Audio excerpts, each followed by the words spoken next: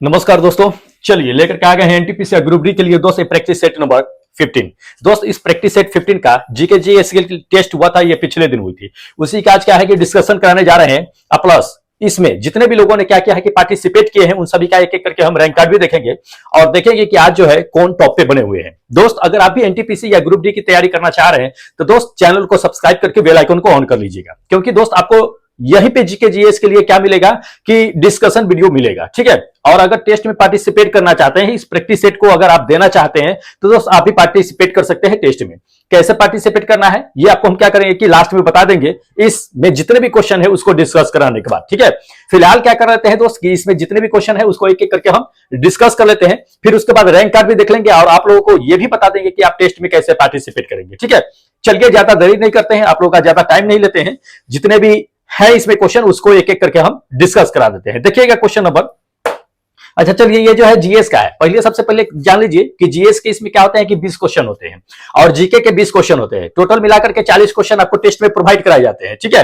तो 40 क्वेश्चन का यहाँ पे आपको हम डिस्कशन कराएंगे। इसमें जीएस है, जीएस के पहले क्या कर लेते हैं कि 20 को क्वेश्चन डिस्कस करा देते हैं, फिर उसके बाद जीके के 20 क्वेश्चन हम डिस्कस करा देते हैं। काफी इंपॉर्टेंट रहता है, एनसीईआरटी से उठाया गया क्वेश्चन है जो आपको टेस्ट में प्रोवाइड कराई जाती है। इसलिए दोस्त बिल्कुल मिस मत कीजिएगा, वीडियो को शुरू से अंत तक के देख लीजिएगा, ठीक है। और टेस्ट तो बिल्कुल लगाइए, टेस्ट लगाना जरूरी है, ठीक है। तभी आपको अपने कैपेसिटी की पता चलेगी कि आप कितने पानी में है, ठीक है। इसलिए टेस्ट बिल्कुल मिस मत कीजिए, टेस्ट रेगुलर देते रहिए। चलिए दिखाते हैं क्वेश्चन नंबर जीएस का पहला। देख लीजिए ये जीएस का पहला नंबर क्वेश्चन है। क्या कहा जा रहा है कि उष्मा का, इसमें उष्मा का जो है सबसे अच्छा और सबसे खराब क्या करना है कि आपको चालक कौन है ये हमें चुनना है। तो इन चारों में से देख लीजिए सबसे अच्छा और सबसे खराब जो उष्मा का चालक होता है या विद्युत का चालक होता है ये हमें इसमें चुन लेना है, ठीक है। देखिए सबसे अच्छा हम लोग उष्मा का चालक जो मानते हैं किसे मानते हैं, चांदी को मानते हैं, ठीक है। तो आपको चांदी इसमें भी दिख रहा होगा और इसमें भी, ये दोनों में पहला और चौथा ये दोनों में चांदी आपको क्या होगा कि दिख रहा है ऑप्शन। लेकिन अब सबसे अच्छा तो चांदी हम इसमें से चुन लेंगे कि चलो ठीक है ये पहला है, लेकिन खराब कौन सा होगा, क्या सोना होगा या शीशा होगा। सोना तो खराब नहीं होगा, सोना तो बहुत अच्छा जो है ये चालक माना जाता है, उष्मा का चालक इलेक्ट्रॉन्स उससे अच्छा प्रवाह करता है। इसमें कौन सा होता है बैड कंडक्टर, तो बैड कंडक्टर जो होता है सबसे खराब जो कंडक्टर होता है वो जान लीजिए कि वो शीशा होता है। तो ये हम क्या करेंगे कि फर्स्ट नंबर ऑप्शन चूज कर लेंगे कि चांदी सबसे अच्छा है, ये शीशा जो है ये सबसे आपका क्या है कि खराब कंडक्टर के अंतर्गत में आता है। तो इसको ध्यान में रखना है दोस्त, पूछे जाते हैं, इंपॉर्टेंट क्वेश्चन है। चलिए नेक्स्ट आपको दिखा देते हैं। नेक्स्ट नंबर देख लीजिए, अगला नंबर ये क्वेश्चन दे दिया कि भूकंप की तीव्रता जो होती है उसको मेजर करने के लिए किस उपकरण का हम लोग इस्तेमाल करते हैं, हमें ये जानना है। हम लोग अच्छी तरह से जानते हैं कि भूकंप की तीव्रता जो मापी जाती है वो रिएक्टर स्केल में मापी जाती है। किसमें, रिएक्टर स्केल में। ध्यान रखिएगा कि फर्स्ट नंबर आपका आंसर क्या होगा कि बिल्कुल करेक्ट होगा कि भूकंप की तीव्रता को हम लोग रिएक्टर स्केल में मेजर करते हैं, ठीक है। अब ये चीजें जान लीजिए कि आमीटर है, आमीटर को हम लोग किस में मेजर करते हैं, किस चीज को मेजर करते हैं। आमीटर से हम लोग अच्छी तरह से जानते हैं कि करंट यानी कि धारा को मेजर करने का काम करते हैं। बाकी ये हाइटोमीटर दिख रहा है, हाइटोमीटर मतलब नाम से ही पता चलता है, हाइटोमीटर मतलब हाइट यानी कि ऊंचाई मेजर करने का काम ये हाइटोमीटर करता है, ठीक है। बाकी आप जो ये देख रहे हैं ओम मीटर, ओम मीटर क्या करता है कि रेजिस्टेंस को मेजर करने का काम करता है, मतलब प्रतिरोध को, ठीक है। तो इसको ध्यान में रखिएगा, पूछे जाते हैं ये सभी क्वेश्चन। चलिए नेक्स्ट नंबर रख लीजिए, अगला नंबर ये दे दिया है कि मुद्रा शास्त्र, मुद्रा शास्त्र जो होता है वो किसका अध्ययन होता है ये जानना है। देखिए मुद्रा शास्त्र नाम से ही पता चलता है कि मुद्रा यानी कि पैसे का जो है क्या होता है कि यहाँ पे अध्ययन किया जाता है, मतलब क्वाइंस, पैसे जो होते हैं सो, ठीक है। तो ये फर्स्ट नंबर आपका आंसर बिल्कुल करेक्ट होगा, क्वाइंस, क्वाइंस का स्टडी जो होता है आपका मुद्रा शास्त्र कहलाता है, ठीक है। चलिए एस चंद्रशेखर के बारे में दे दिया है क्वेश्चन कि एस चंद्रशेखर साहब जो थे उन्हें जो है वो किस फील्ड से जुड़े हुए थे, हमें यह जानना है, ठीक है। देखिए एस चंद्रशेखर कहने का मतलब क्या होता है, उनका पूरा नाम क्या होता है, सुब्रमण्यम शेखर है, ठीक है। क्या है नाम, सुब्रमण्यम शेखर है, ठीक है। ये सीवी रमन साहब को जानते होइएगा जो रमन इफेक्ट दिए थे, उन्हें जो 1930 में नोबेल पुरस्कार भी दिया गया था, ठीक है। 1928 ईस्वी में जो है क्या किए थे कि वो रमन साहब जो है रमन इफेक्ट का जो है खोज किए थे। तो ये रमन साहब जो थे वो चाचा थे ये एस रमन साहब का। एस रमन जो है सुब्रमण्यम रमन साहब, ये जान लीजिए कि अमेरिका में थे, ये अमेरिका के लिए साइंटिस्ट थे तो जन्म भारत में ही, लेकिन अमेरिका के लिए ये काम करते थे। लेकिन इन्हीं के जो है चाचा सीवी रमन साहब ये इंडिया में काम करते थे, ठीक है। अब थोड़ा समझ लीजिए कि आखिर ये सीवी रमन कह रहे हैं एस चंद्रशेखर सुब्रमण्यम शेखर साहब जो थे वो किस फील्ड से जुड़े हुए थे। दोस्त वो जो थे खगोल भौतिकी से जुड़े हुए थे, किसे, खगोल भौतिकी से, एस्ट्रोफिजिकल जिसको कहते हैं, ठीक है। ये आपका फोर्थ नंबर आंसर बिल्कुल करेक्ट होगा। इन्हें भी क्या हुआ था कि अमेरिका में नोबेल पुरस्कार से सम्मानित किया गया था, ठीक है। 1983 ईस्वी के आसपास में। सीवी रमन साहब को जो है 1930 ईस्वी में। तब से मतलब कि 28 फरवरी को जान लीजिए कि हर साल जो है भारत में राष्ट्रीय तौर पे क्या होता है ना कि विज्ञान दिवस मनाया जाता है। तो कभी कभी पूछ देता है, ध्यान रखना है ये सब चीजों का। चलिए अगला नंबर देख लीजिए। अगला नंबर यह दे दिया है कि निम्नलिखित में से कौन सा कहता है कि प्रतिक्रिया सूर्य से ऊर्जा प्राप्त करने का कारण बनती है। देखिए सूर्य से जो हमें ऊर्जा प्राप्त होती है वो किस वजह से होती है, सूर्य में आखिर ऐसा होता क्या है जिससे क्या होता है कि बहुत बड़ी मात्रा में जो है ऊर्जा विमुक्त होती है और हमें पहुंचते हैं, या जितने भी पृथ्वी पर जीव जंतु है, जितने भी पौधे हैं, उन्हें जो है ऊर्जा उन्हें प्राप्त होती रहती है। तो देखिए पृथ्वी सूर्य की बातें कर रहे थे कि सूर्य में जो उष्मा या ऊर्जा जो प्राप्त होती है उसमें कौन सी क्रिया होती है, तो उसमें नाभिकीय संलयन होती रहती है। क्या? नाभिकीय संलयन। ध्यान रखिएगा, पूछे जाते हैं ये क्वेश्चन। तो ये आपका फोर्थ नंबर आंसर बिल्कुल करेक्ट होगा कि उसमें सूर्य में क्या होता है कि नाभिकीय संलयन की प्रक्रिया होती है। नाभिकीय संलयन में होता क्या है कि बहुत सारे जो हाइड्रोजन होते हैं उसमें, तो बहुत सारे हाइड्रोजन मिल करके क्या करता है कि हीलियम का निर्माण करते हैं, जिसमें क्या होता है ना कि बहुत विमुक्त मात्रा में क्या होता है कि काफी मात्रा में जो है ऊर्जा विमुक्त होती रहती है, जो उसका विकिरण जो है हमें पृथ्वी पर देखने के लिए मिलता रहता है। ठीक है, चलिए अगला नंबर देख लीजिए। अगला नंबर ये क्वेश्चन दे दिया है कि आपको अधिक दूरी से उच्च तापमान रिकॉर्ड करना हो तो दोस्त हम किस उपकरण का इस्तेमाल करेंगे। ठीक है, मान लीजिए कि आपको टेम्परेचर रिकॉर्ड करना है, थर्मामीटर लगा लिए, चेक कर लिए, लेकिन मान लीजिए कि आपको कहीं दूर स्थित चीजें है, अगर उसका जो है आपको टेम्परेचर रिकॉर्ड करना है, जहां आपको जाना खतरा हो सकता है, जैसे मान लीजिए कि भट्ठी हो गया, वहां पे आप नहीं जा सकते हैं, उसका टेम्परेचर काफी हाई होता है, उसका टेम्परेचर हम कैसे रिकॉर्ड करेंगे दोस्त? उसको टेम्परेचर रिकॉर्ड करने के लिए ना किसका इस्तेमाल करते हैं? ये पायरोमीटर का इस्तेमाल करते हैं। किसका? पायरोमीटर का। ध्यान रखना है, ये फोर्थ नंबर आपका आंसर क्या होगा कि बिल्कुल करेक्ट होगा कि पायरोमीटर का इस्तेमाल करते हैं। जैसे कि मान लीजिए कि लॉकडाउन में आप देखे हुए गन की तरह था, बंदूक की तरह लेजर मार करके आपके मस्तिष्क पे क्या करता कि लेजर लाइट मारता था, टेम्परेचर रिकॉर्ड हो जाता था, क्योंकि उसे महसूस होता था, जो टेम्परेचर रिकॉर्ड करने वाले जो भी व्यक्ति होते थे, ये गाइड दिया गया था कि शरीर में टच होकर के उसका टेम्परेचर मेजर नहीं करना है, नहीं तो कोविड होने का डर रहेगा। तो वो क्या करते थे कि दूर से ही लेजर मार करके आपका टेम्परेचर रिकॉर्ड कर लेते थे। तो वो किस चीज का इस्तेमाल करते थे? पायरोमीटर का। क्या? पायरोमीटर का। ठीक है, तो इसको ध्यान रखिएगा, जहां पे खतरा होता है वहां का टेम्परेचर रिकॉर्ड करने के लिए हम पायरोमीटर का इस्तेमाल करते हैं। इंपॉर्टेंट है, पूछे जाते हैं। चलिए नेक्स्ट क्वेश्चन आपको दिखा देते हैं।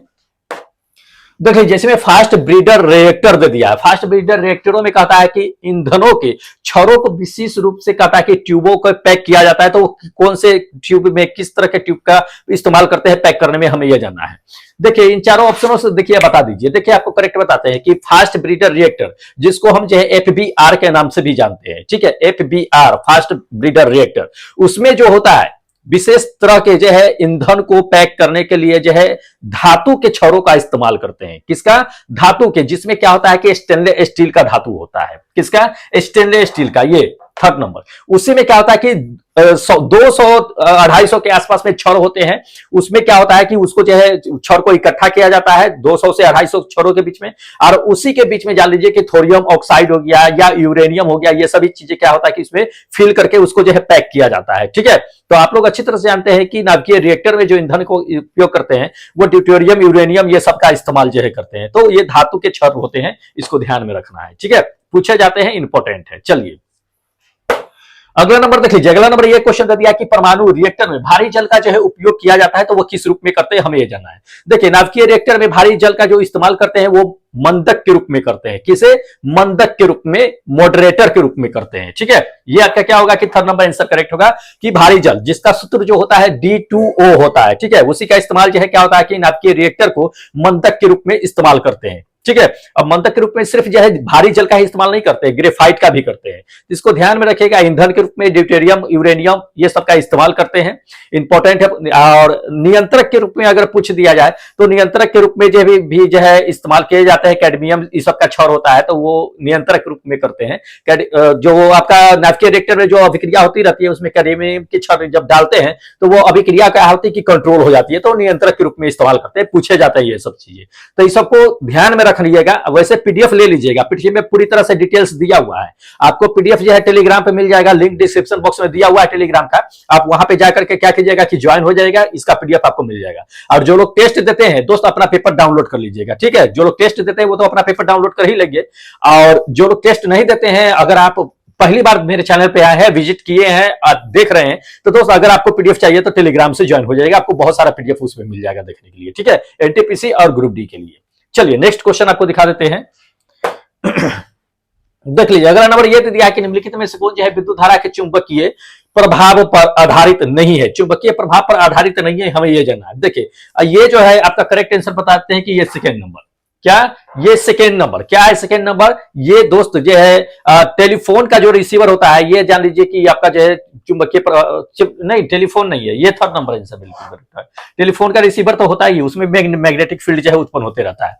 ये कार्बन का माइक्रोफोन जो होता है, माइक्रोफोन नहीं होता है, ठीक है, क्या होता है कार्बन का माइक्रोफोन जो होता है ये आधारित नहीं होता है, तो इसको करेक्ट आंसर मार दीजिएगा, ठीक है।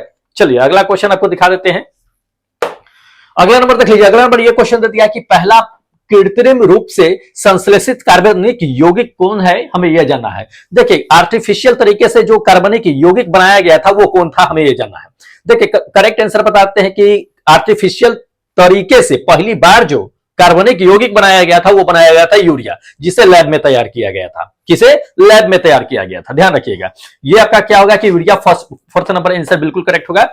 ये किसने तैयार किया था, ये वोहलर ने तैयार किया था। वोहलर जो थे ये जान लीजिए कि बर्जेलियस के शिष्य थे, मतलब चेला थे, ठीक है, बर्जेलियस साहब जो थे वो गुरु थे, वोहलर चेला था।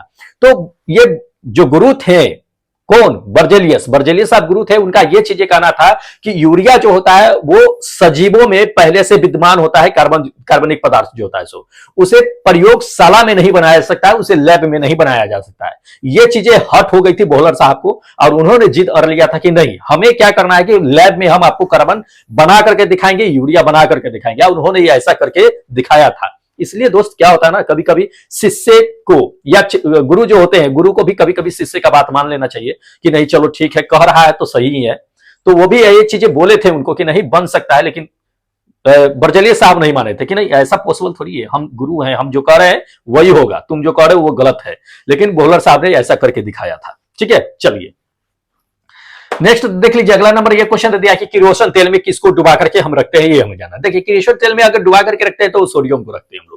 किसे रखते हैं, सोडियम को, ध्यान रखना है। ये इसको बाहर निकालते हैं या जल में रखेंगे तो यह क्या करता है कि जल से अभिक्रिया करके सोडियम हाइड्रोक्साइड बना देता है, ब्लास्ट करता है, ये जलने लगता है, अब पानी पर तैरना शुरू कर देता है। या बाहर भी निकालिएगा तो बाहर भी जो है ये क्या करता है, ऑक्सीजन से अभिक्रिया करके सोडियम ऑक्साइड बना लेता है और जो है रिएक्ट कर लेता है।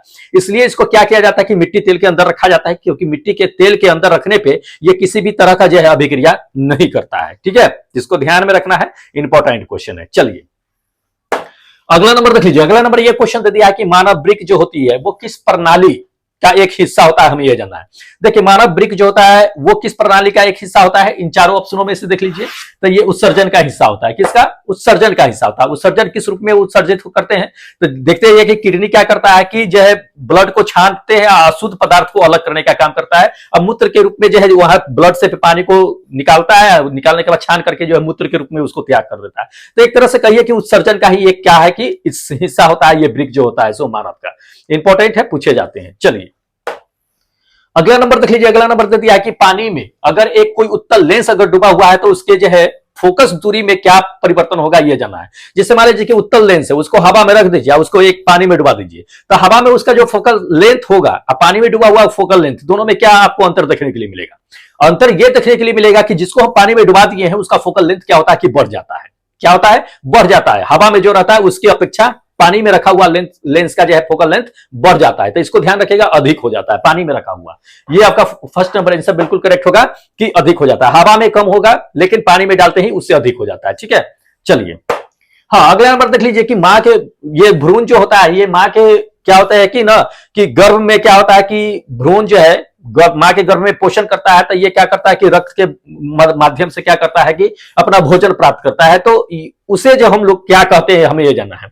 देखिए भ्रूण जो अपना भोजन माँ के गर्भ में प्राप्त करता है उसे हम लोग प्लेसेंटा कहते हैं। अब प्लेसेंटा से ही क्या होता है कि जो वो भ्रूण का अपना भोजन जो है पोषण जो है प्राप्त करते रहता है, ठीक है। तो ये चीजें जान लीजिए, जैसे कि मान लीजिए कि माँ कोई भी चीज अगर खाती है तो उसका जो है इस पर हमने क्या किया है कि एक वीडियो भी बना दिया है 5-6 मिनट का, आप जा करके देख लीजिएगा, ठीक है। ये माँ क्या करती है कि जो भी चीजें खाती है उसका जो है क्या होता है ना कि प्रोटीन्स जो होते हैं या न्यूट्रिएंट्स या कार्बोहाइड्रेट जो भी होते हैं वो प्लेसेंटा में जाकर ही जमा हो जाते हैं। अब प्लेसेंटा के माध्यम से क्या होता है कि भ्रूण को जो है ये पोषण प्राप्त होता रहता है, वो भी डायरेक्ट ब्लड में। ठीक है, जिसको ध्यान में रखना है, इंपॉर्टेंट है, पूछे जाते हैं ये चीजें। तो प्लेसेंटा आपका क्या होगा कि ये थर्ड नंबर जो है आंसर बिल्कुल करेक्ट आंसर होगा। चलिए अगला क्वेश्चन आपको दिखा देते हैं, देखिएगा।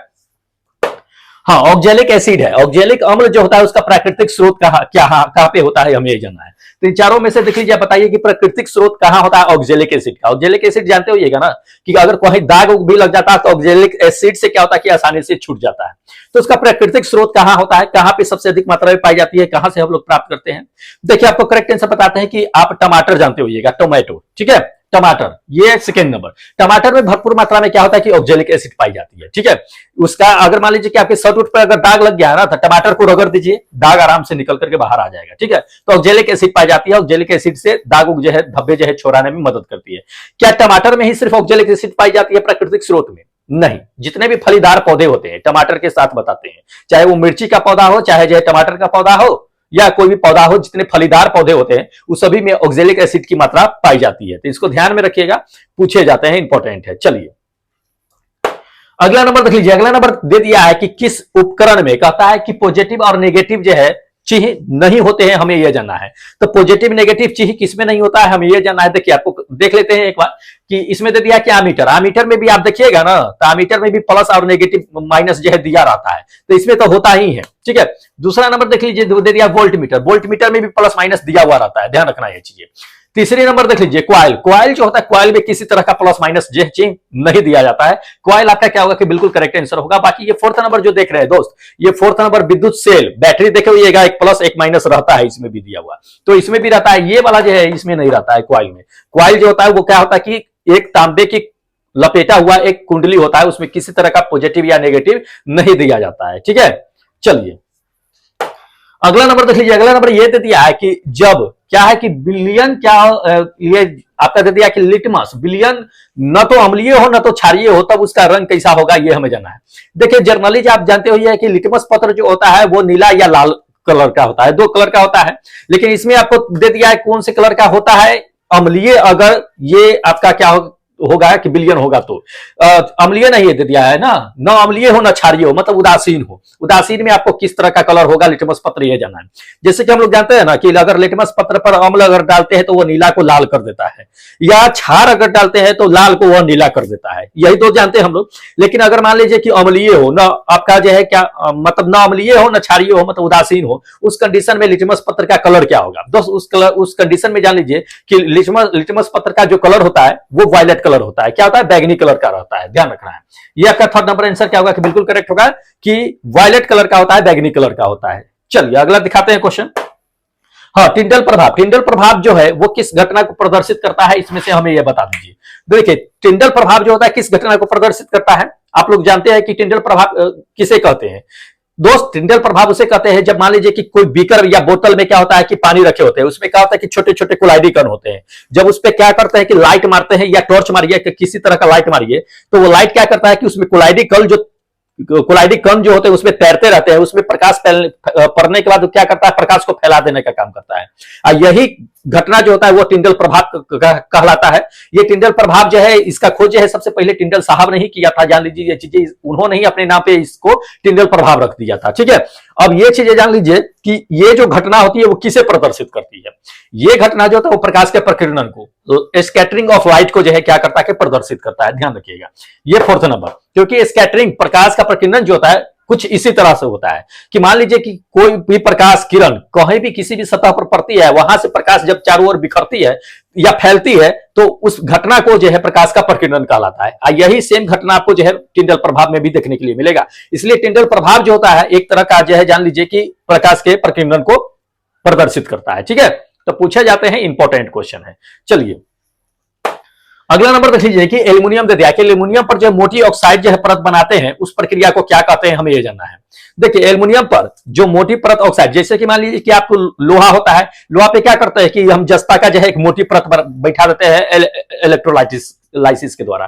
तो वो क्या करते हैं कि जो लोहा पे जस्ता का या ये आप कह रहे हैं जिंक का परत बैठा देते हैं, तो उसको क्या कहते हैं, एसदीकरण कहते हैं या गैल्वेनाइजेशन कहते हैं या गैल्वेनीकरण कहते हैं। उसी तरह से एल्युमिनियम पे क्या होता है ना कि एक मोटी ऑक्साइड जो है बनने की प्रक्रिया को क्या कहा जाता है हमें जानना है, उसको एनोडीकरण कहते हैं। क्या कहते हैं? एनोडीकरण। ध्यान रखिएगा, ये सेकंड नंबर आपका आंसर बिल्कुल करेक्ट होगा कि उसे एनोडीकरण कहते हैं। कभी कभी पूछ देता है लोहे के बारे में कि लोहे पे जो परत जस्ता का चढ़ाते हैं वो प्रक्रिया क्या कहलाता है, तो जस्तीकरण कहलाता है, पूछे जाते हैं, इंपोर्टेंट है। चलिए देख लीजिए अगला, ये अगला नंबर दे दिया है कि निम्नलिखित में से कौन सा जो है कहता है कि विद्युत परिपथ में विद्युत शक्ति को निरूपित करता है, हमें यह जानना है।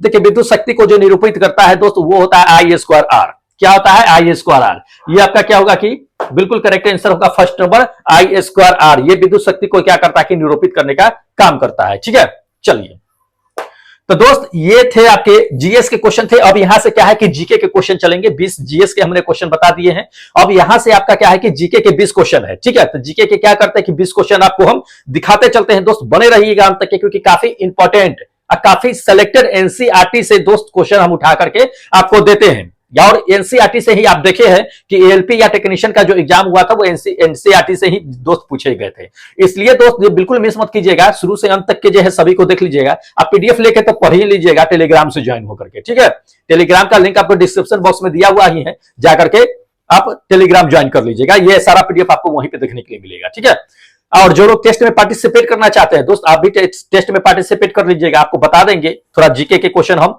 आपको डिस्कस करा देते हैं। ठीक है, बने रहिए अंत तक के, दिखा देते हैं नंबर फर्स्ट इसका।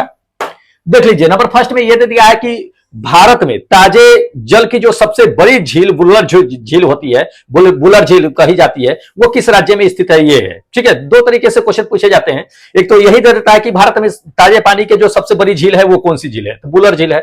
उसके बाद जो है वो किस राज्य में स्थित है, हमें यह जानना है। तो वो जो है जम्मू कश्मीर में स्थित है। कहां? जम्मू कश्मीर में। ध्यान रखिएगा, ये सेकेंड नंबर आपका आंसर क्या होगा कि बिल्कुल करेक्ट होगा कि जम्मू कश्मीर में बुलर झील है। अब थोड़ा सा ये जान लीजिए कि बुलर झील क्या पूरे दुनिया का, पूरे वर्ल्ड का जो है सबसे बड़ा झील माना जाता है? नहीं, एशिया का ये दूसरा सबसे बड़ा बुलर झील माना जाता है। भारत का ये सबसे बड़ा बुलर झील माना जाता है। यहाँ पे बहुत सारे जो है इस झील में आपको जो है पक्षी ये है जीव देखने के लिए मिलेगा। ठीक है, वैसे जान लीजिए कि यहाँ पे 8000 से भी ज्यादा जो है मछुआरे यहाँ पे मछली मारने का काम करते हैं। ठीक है, बुलर झील में। तो इंपॉर्टेंट है, पूछे जाते हैं, याद रखिएगा। चलिए अगला नंबर देख लीजिए। अगला नंबर यह दे दिया है कि चीन का जो शोक होता है वो किस नदी को कहा जाता है, हमें यह जानना है। दोस्त हम लोग अच्छी तरह से जानते हैं कि चीन का जो शोक कहते हैं उसको हम किसे कहते हैं? हांगहो नदी को कहते हैं। किसे? हांगहो नदी को। ध्यान रखिएगा, ये आपका क्या होगा कि थर्ड नंबर आंसर बिल्कुल करेक्ट होगा। इस हांगहो नदी को जान लीजिए कि पीली नदी के नाम से भी चीन में जाना जाता है। क्या जाना जाता है? पीली नदी। हो सकता है कि आपको हांगहो नदी ना दे दे, हो सकता है कि आपको पीली नदी भी दे दे, तो कोई दिक्कत नहीं है, पीली नदी दे दे चाहे कोई भी दे दे, कोई फर्क नहीं पड़ता है। ये हांगहो नदी जान लीजिए कि आपको जो है पहाड़ों से जो है 4000 नहीं कहिए, एक तरह से कहिए 4600 मीटर की ऊंचाई से शुरू होती है ये हांगहो नदी जो होती है सो। ठीक है, तो चीन के लिए ये कभी कभी जो है फायदेमंद भी हो जाती है जब फसल उसल होती है उस समय। तो उस समय जो है आपको कभी कभी ये इसके लिए खुशी भी होती है चीन के लिए, और कभी कभी शोक ही होती है। इतना बाढ़ आ जाती है कि जो है पूरे खत्म कर देती है, इसलिए चीन का शोक कहा जाता है। ठीक है, जैसे कोसी नदी हो गया, बिहार का शोक कहा जाता है कोसी नदी को। कोसी नदी में जब बाढ़ आती है तो पूरा फसल जो है बर्बाद करके चली जाती है, तो कोसी नदी को जो है बिहार का शोक कहा जाता है। कभी कभी पूछता है ये चीजें, तो इस सबको थोड़ा सा ध्यान में रखिएगा। चलिए अगला नंबर देख लीजिए। अगला नंबर दे दिया है कि श्रीलंका को पहले किस नाम से जानते थे, हमें ये जानना है। देखिए श्रीलंका को पहले किस नाम से जानते थे दोस्त? सिलोन। किस नाम से जानते थे? सिलोन के नाम से जानते थे। इंपॉर्टेंट है, पूछे जाते हैं ये क्वेश्चन। तो ये आपका क्या होगा कि फर्स्ट नंबर आंसर बिल्कुल करेक्ट होगा कि सिलोन के नाम से जानते थे। अब जान लीजिए कि पहले तो प्राचीन, मतलब प्राचीन नहीं कह सकते हैं कि पहले के समय में जो है श्रीलंका को सिलोन के नाम से जानते थे, लेकिन सिलोन से पहले श्रीलंका, सिलोन के बाद जो है श्रीलंका नाम कब पड़ गया था ये जानना है। देखिए सिलोन के बाद जो है श्रीलंका का नाम जो है कब पड़ गया था? 1972 के बाद जो है सिलोन का नाम बदल करके जो है श्रीलंका रख दिया गया था। ठीक है, 1972 के बाद जो है श्रीलंका बन गया था, नहीं तो 1972 से पहले जो है सिलोन नाम था। ठीक है, इसको ध्यान में रखिएगा।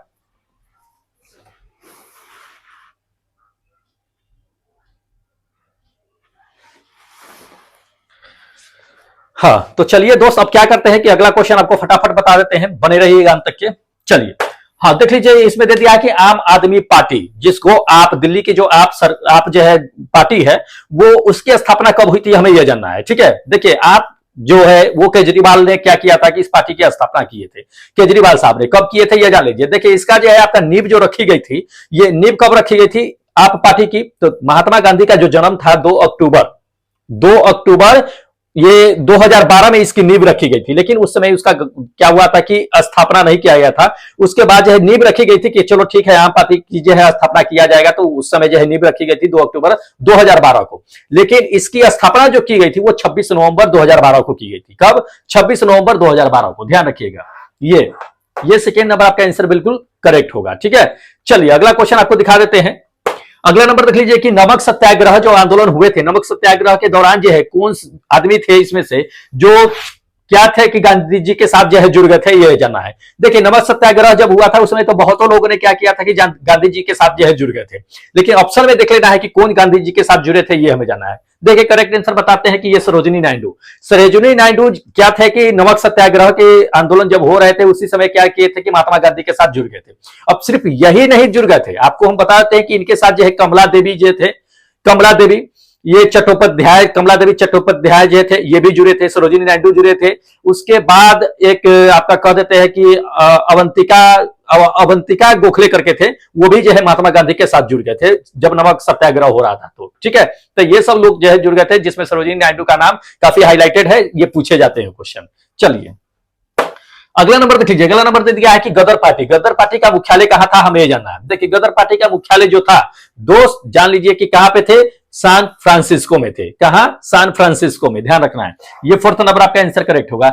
ये इसका महासचिव जो थे कौन थे, ये हरदयाल साहब थे, गदर पार्टी के महासचिव जो थे सो। ठीक है, पूछे जाते हैं कभी कभी, तो इसको ध्यान में रखिएगा। चलिए अगला नंबर देख लीजिए। अगला नंबर ये क्वेश्चन दे दिया है कि संविधान की अनुसूची, संविधान की अनुसूची किस अनुसूची में कहता है कि क्षेत्रीय जो 22 भाषा को जो शामिल की गई है, मतलब संविधान में जो 22 भाषा की चर्चा है वो किस अनुसूची के अंतर्गत जो है शामिल की गई है, हमें जानना है।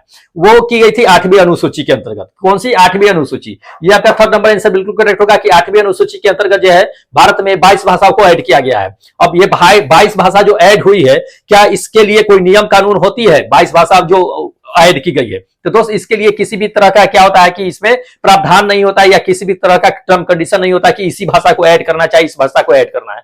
इसलिए आप देखते हुए कि बहुत सारे राज्य जो है अपने भाषा को क्या है कि लोकल लैंग्वेज जो होते हैं उसको इस 8वीं अनुसूची में ऐड कराने की जो है डिमांड करते हैं। जैसे कि मान लीजिए बिहार में चले जाइएगा तो भोजपुरी का क्या है कि डिमांड रखा जा रहा है कि नहीं इस 8वीं अनुसूची में जो है इसको ऐड कर दिया जाए, या बहुत सारे ऐसे राज्य हैं जो अपनी भाषा को क्या करवा रहे हैं कि ऐड करना चाहते हैं। तो किसी तरह का जो है इसमें मतलब प्रक्रिया नहीं होती है कि चलो ठीक है इस भाषा को ऐड करना है चाहे नहीं करना है। ठीक है, चलिए अगला नंबर देख लीजिए। अगला नंबर ये दे दिया आपको, अंतरराष्ट्रीय न्यायालय में कितने जज होते हैं? International court of justice.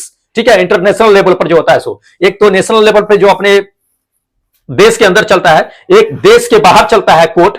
ठीक है, जिसमें सारे देशों की सुनवाई होती है, उसमें कितने जज होते हैं ये हमें जानना है। ठीक है, देखिए करेक्ट आंसर बताते हैं दोस्त, 15 जज होते हैं। कितने? 15। ये आपका फोर्थ नंबर है, बिल्कुल करेक्ट आंसर होगा कि इंटरनेशनल जो कोर्ट ऑफ ज्यूडिस होता है उसमें कितने जज होते हैं? 15 जज होते हैं। 15 जजों का जो है जान लीजिए ये चीजें कि आखिर नियुक्ति कैसे होती है 15 जजों की। तो नियुक्ति जो होती है ये जान लीजिए कि संयुक्त राष्ट्र संघ का एक महासभा होता है और उसका एक सुरक्षा परिषद होता है। वो सभी मिलकर के क्या करते हैं कि 9 सालों के लिए ये 15 जजों को क्या करते हैं कि नियुक्ति करते हैं। नियुक्ति किस तौर पे होती है? क्या किसी राजनेता को उठा करके नियुक्ति कर लिया जाता है? जी नहीं, उनके क्वालिफिकेशन के आधार पर किया जाता है, उनकी योग्यता के आधार पर किया जाता है उनका सिलेक्शन। ठीक है, तो अब ये जान लीजिए कि अगर मान लीजिए कि 15 को जज हो गया, अगर उसमें से किसी एक को हटाना हो तो कैसे हटाएंगे? उसके लिए क्या करना पड़ेगा? तो 15 जज होते हैं, उसमें से अगर किसी एक को अगर हटाना है तो उसमें से 14 जजों का क्या होना चाहिए कि उस पर निर्णय जो होना चाहिए, डिसीजन जो होना चाहिए, एक उचित डिसीजन होना चाहिए, तभी किसी एक जज को क्या किया जा सकता है कि हटाया जा सकता है। ठीक है, ये काम क्या करती है? सिर्फ सुनवाई करने का काम करती है। किसका सुनवाई करती है? तो जब दो देश आपस में विवाद करते हैं तो दो देशों को विवादों को सुलझाने के लिए ये इंटरनेशनल कोर्ट का इस्तेमाल किया जाता है, जिसमें 15 जज जो है इसका सुनवाई करते हैं और सभी देशों को इसको जो है मानना भी पड़ता है। ठीक है, जैसे कि मान लीजिए कि कश्मीर में क्या हुआ था, अपना भारत है, कश्मीर में मोदी साहब ने क्या किया था, 360 जो आर्टिकल हटा दिए थे। ठीक है, तो हटा दिए थे, उसमें क्या किया गया था, तो उसमें जो है पाकिस्तान जो है चले गए थे अमेरिका में, वहीं पे जो है सुनवाई करने के लिए इंटरनेशनल कोर्ट में, लेकिन वहां पे कोई उपाय नहीं हुआ क्योंकि ये अपना देश का अंतर मामला था, इसलिए वहां पे कुछ नहीं हुआ और इसे भगा दिया गया। ठीक है, तो ये चीजें होता है, ध्यान में रखिएगा ये चीज। चलिए अगला नंबर देख लीजिए। अगला नंबर ये दे दिया है कि बांग्लादेश की मुद्रा का नाम क्या होता है? दोस्त बांग्लादेश की मुद्रा को हम लोग जो है टाका के नाम से जानते हैं। क्या? टाका, बांग्ला में टाका चलता है मुद्रा का नाम। ये आपका क्या होगा कि थर्ड नंबर आंसर बिल्कुल करेक्ट होगा, टाका। बीडीटी इसको जो है क्या कहते हैं कि शॉर्ट फॉर्म में कहते हैं, शॉर्ट फॉर्म के रूप में इसको बीडीटी के रूप में जानते हैं। ठीक है, चलिए अगला क्वेश्चन दिखा देते हैं। देखिए सस्ता मुद्रा, सस्ता मुद्रा का अर्थ क्या होता है? देखिए जब पैसे आपका सस्ता हो जाता है, मुद्रा सस्ता हो जाता है, मान लीजिए आपके पास बहुत सारे पैसे हो जाएंगे, कम पैसा है तब ना उसका वैल्यू होता है। आपके पास कम पैसा है, उसका वैल्यू होता है, डिमांड होता है उसका। आप कहिएगा कि नहीं हमारे पास तो 2 ही रुपया, हम आपको नहीं दे सकते। 100 रुपया आपके पास है, ले जा 2 रुपया, कोई फर्क नहीं पड़ता है।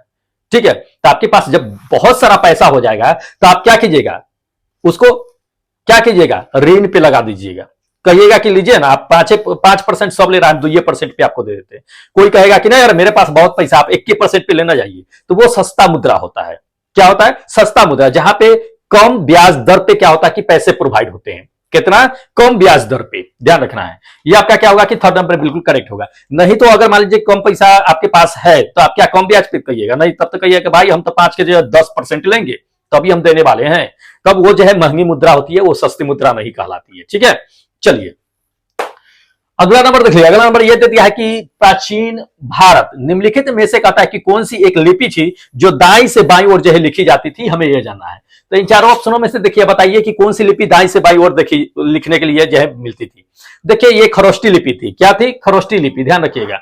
ये फर्स्ट नंबर खरोष्टी लिपि थी जो दाई से बाई ओर देखने के लिए मिलती थी। खरोष्टी लिपि जो है ये पाकिस्तान में हुआ करती थी, जिसका अभी भी आपको एग्जाम्पल मिलेगा। उर्दू, उर्दू भी क्या करता है कि दाई से बाई ओर लिखने के लिए मिलता है। तो ये खरोष्टी लिपि का ही एक जो है बेस्ट एग्जाम्पल ले सकते हैं आप। ठीक है, चलिए अगला नंबर देख लीजिए कि पुरुषपुर। पुरुषपुर जो है निम्नलिखित में से किसका दूसरा नाम था, हमें यह जानना है। देखिए पुरुषपुर जो था ये पेशावर का दूसरा नाम था। किसका?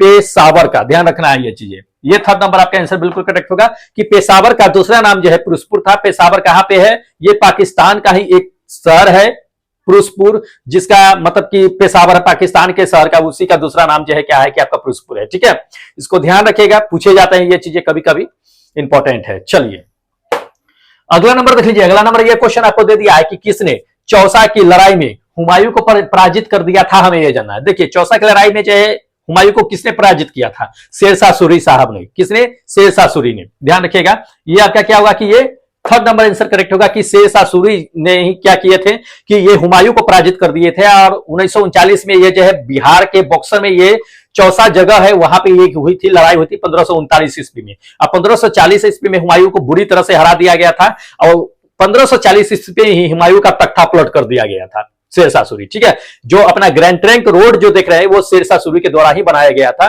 तो कभी कभी ये क्वेश्चन पूछ दिए जाते हैं, ध्यान रखना है। चलिए अगला नंबर देख लीजिए। अगला नंबर यह दे दिया है कि पृथ्वी तथा सूर्य के मध्य के बीच जो दूरी होती है तो वो किसके दौरान जो है सबसे अधिक दूरी होती है, हमें जाना है। दो तरह से क्वेश्चन पूछे जाते हैं कि पृथ्वी और सूर्य के बीच जो सबसे अधिक दूरी होती है उसे क्या कहते हैं, सबसे कम दूरी होती है उसे क्या कहते हैं। तो ध्यान रखना है, ये चीजें इंपॉर्टेंट है। यहाँ पे आपको हम समझा देते हैं, अच्छी तरह से समझ लीजिए। देखिए पृथ्वी और सूर्य के बीच जब सबसे अधिक दूरी होती है तो दोस्त उसे अपसौर कहते हैं, अपहेलियन कहते हैं। ध्यान रखिएगा, अप सौर, अपहेलियन, ध्यान रखना है। ये सेकेंड नंबर। इस समय क्या होता है कि सूर्य और पृथ्वी के बीच जो दूरी होती है वो सबसे अधिक दूरी होती है। क्या होती है? सबसे अधिक दूरी होती है। ये कितना दूरी होती है? 152 मिलियन किलोमीटर दूर जो है पृथ्वी सूर्य से दूर होती है। 152 मिलियन किलोमीटर दूर, ध्यान रखिएगा। और ये कब होती है? तो ये जून जुलाई के महीने में ये पृथ्वी क्या होती है कि पृथ्वी से सूर्य जो होती है वो सबसे अधिक दूर होती है और सबसे गर्मी उसी समय आपको पड़ती है। तब आपका ये या कि नहीं, सूर्य से पृथ्वी उसी समय सबसे दूर होती है तो गर्मी कैसे पड़ती है? ठंडा पड़ना चाहिए, क्योंकि प्रकाश किरण जाने में वक्त लगता है, मतलब कि कम पड़ती होगी। तो ऐसा नहीं होता है, जब दूर होती है तो सूर्य से प्रकाश जो होती है वो डायरेक्ट पृथ्वी पर पड़ती है। इसलिए आपको जो है जून जुलाई के महीने में सबसे ज्यादा आपको गर्मी देखने के लिए मिलती है। आप पृथ्वी सूर्य से उस समय सबसे अधिक दूर भी होती है। सबसे नजदीक कब होती है? सबसे नजदीक को अपहेलियन कहा जाता है, उपसौर कहा जाता है, ये जब नजदीक होती है तो। ठीक है, इस समय जो होता है क्या होता है कि नवंबर से दिसंबर के समय में जान लीजिए कि पृथ्वी जो होता है वो सूर्य के सबसे नजदीक में होती है, तब आपको ठंड महसूस होती है। तब उल्टा कहिएगा कि अब ऐसा कैसा होता है, तो ऐसा ही होता है। जब पृथ्वी सूर्य के सबसे करीब होती है तब आपको ठंड महसूस होती है, सबसे दूर होती है तो सबसे अधिक गर्मी महसूस होती है।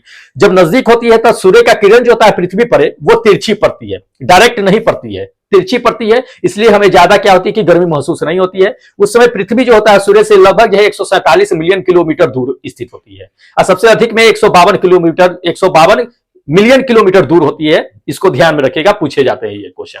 ठीक है, चलिए अगला नंबर देख लीजिए, अगला नंबर आपको दे दिया है कि विश्व की सबसे गहरी खाई मरियाना ट्रेंच जो होते ही है, मरियाना ट्रेंच, वो किस महासागर में स्थित है ये हमें बताना है। देखिए हम लोग अच्छी तरह से जानते हैं मरियाना ट्रेंच जो है वो कहां है, प्रशांत महासागर में है। कहां है? प्रशांत महासागर में। ये फर्स्ट नंबर प्रशांत महासागर में, ये सबसे, या कहिए कि दुनिया का सबसे गहरा जो है खाई है मरियाना ट्रेंच जो है। सो इसको जब देखिएगा ऊपर से तो आपको एक अर्ध चांद की तरह जो है गड्ढा दिखाई देगा, ठीक है।